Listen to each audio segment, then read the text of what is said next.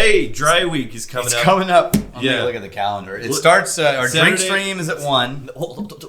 It's not a drink stream. I know, it's right. It's not a drink stream. Patreon. It's the Patreon. This is a live stream for everybody. That's right. On it is the for Whiskey everybody. Tribe channel. It's going to be Saturday, March 19th. 1 p.m. 1 p.m. Central Time. And dry week will start right after, so let's say 4 o'clock. Yeah. And that means it'll go until Saturday the 26th at 4 o'clock. Great. Is this for the Vault channel? Yeah. So I can't say all the cool shit we're going to do because that would be kind of promotion. But for more information, we don't have any place for you to get more information. We don't. Just come hang out on Saturday the 19th, 1 p.m. Central Time. Do it. It'll be good. all right. Welcome to the Whiskey Vault. I'm Daniel. I am Rex. All right, so here's the thing. I see it from this side. I see the bulb. I'm thinking Scottish. No, I know, right? You see the bulb in the neck. It's going to be reinforced here in a second. Okay. It's a California, but they're going Scottish style. Yeah, California Coast So- whiskey. Single malt. I'm also going to announce on this thing, I added these guys to a website that I designed that I didn't tell you I was building, but I built it. Okay. And we're launching it. Yeah. So you want me to informational website. You want me to review your website work? No. No, I didn't build it. I had somebody else build it. All right. I saw on there something that I don't think I've seen before. Yeah. Single malts and light whiskeys. Yeah. Okay, so these are two dudes. Remind people what light whiskeys are, though. Okay, well, I'll get to that. But these are two dudes because there's a reason I'm doing this order. Virag Saxena, and I'm probably not pronouncing this correctly, Vishal Gwari from Delhi, who ended up in California. Yeah. And they decided to get into the whiskey business. Yeah. And they took it really seriously, crafting malt. Yeah. Because they loved Scotch. Yeah. Right? So does this sound familiar? Hey, I want to make malt. Hey, I want to do a Scottish-style blend with a grain whiskey base and a malt rounder. Where have you heard that conversation before? These guys did it. Yeah. And you know what they started with? What? MGP light whiskey. There we go. Yes, which is literally what we're about to do. And so a light whiskey is a category. Hold on, this is horrible. We'll just abort the whole thing. Yeah. Abort. And by the way, this is a gift from Magnificent Bastard Jeck White. Jeck White, you magnificent bastard. Oh, we went fast on the bastard. I didn't get to participate. You didn't pause. You magnificent Bastard. There we go.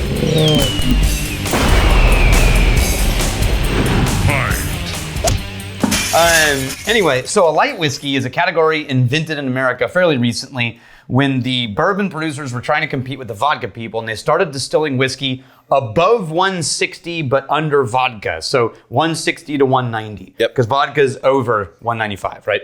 So it's produced or distilled higher, which strips a lot of these flavor components out of it. It turns out that in Scotland and in Ireland and the UK, this is what they would consider to be grain whiskey. Okay.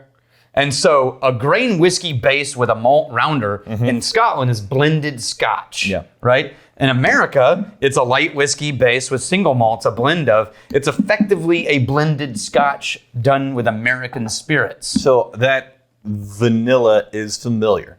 Yeah. That is. So There's the light whiskey. Yeah, we got like 14-year-old light whiskey barrels from MGP. And after that much time, it's like, oh, well, what's going to be in here?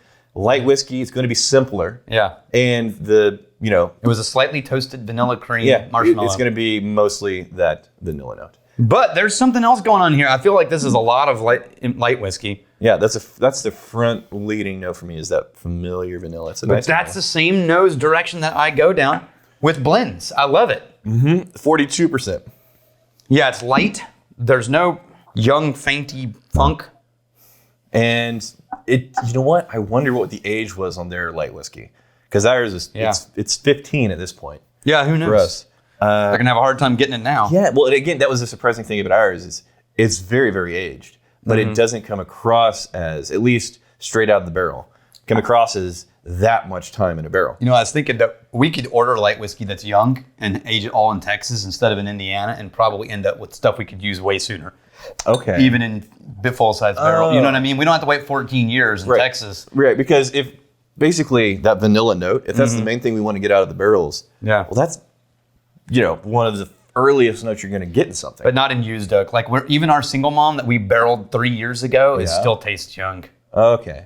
All right. The used oak really does remind, change what did you things. say about the barrel requirement for light whiskey? It's a used oak. Can't be new? I don't know that it's required. I got to remember the barrel requirement. Okay. I don't actually remember the barrel requirement of light whiskey.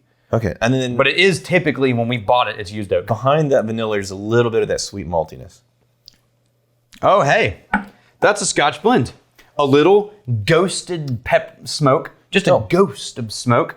A little bit of a black pepper, bing. You know what? And then a vanilla cream. The thing that is connecting these two things, the vanilla from the light whiskey and this creamy note from the malt, that's like the bridge between those two flavors there. This vanilla cream note. It was like, oh, I recognize the bit of the light whiskey vanilla experience. And then there's that kind of that malty, sweet creaminess that plays well with that vanilla. I would put that up against any blend in a blend group of budget blends, right? So like, I like that better than the famous grouse we had. It was much more butterscotchy on the ground. Yeah. But I like this better.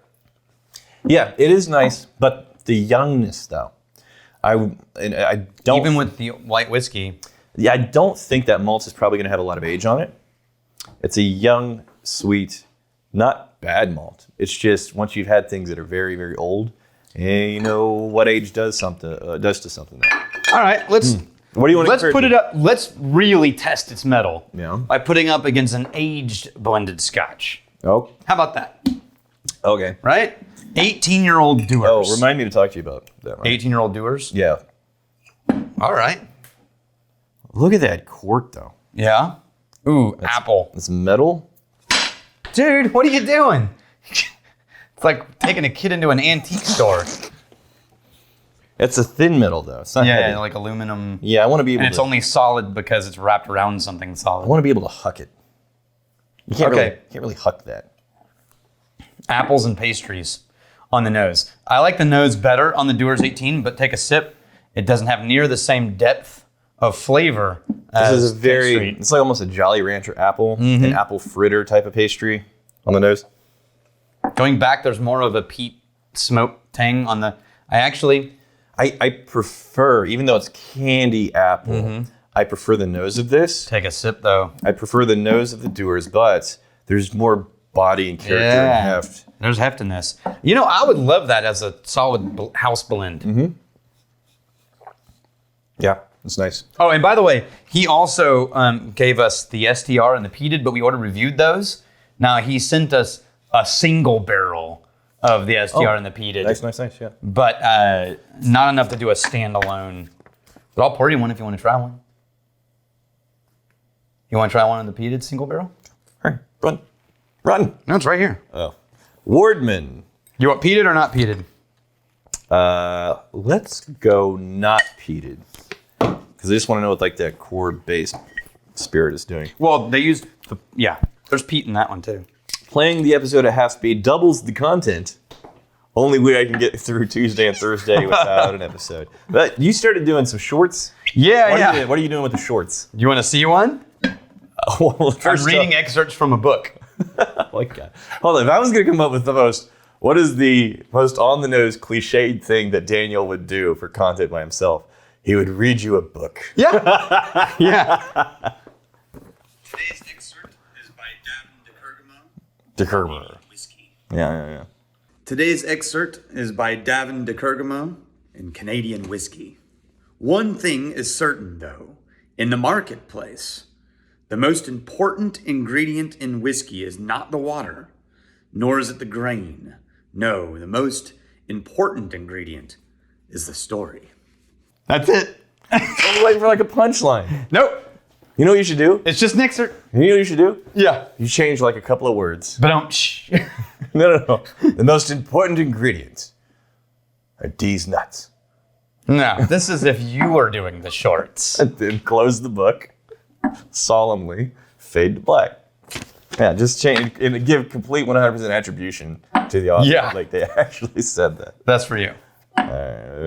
DJ 1L words. Plot twist. The whiskey is real. Rex and Daniel are artificially generated robots. Yeah. That's pretty funny.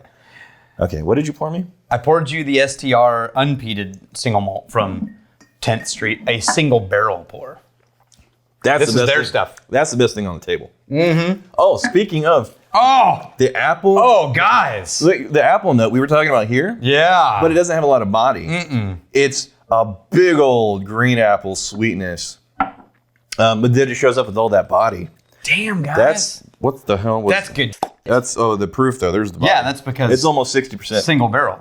Yeah. You guys did great on that. All right, that's the nicest thing on the table. Yeah, it you're is. going for a really kind of super friendly apple, almost apple teeny. Right? Apple teeny on the doers here. Yeah, but then there's a little smoky vanilla cream on the other one. But then on this, this one going you back get to like the really nice, very familiar classic vanilla, and then you get like the malty creaminess, and it plays Dude, nicely that's together Deanston. on there.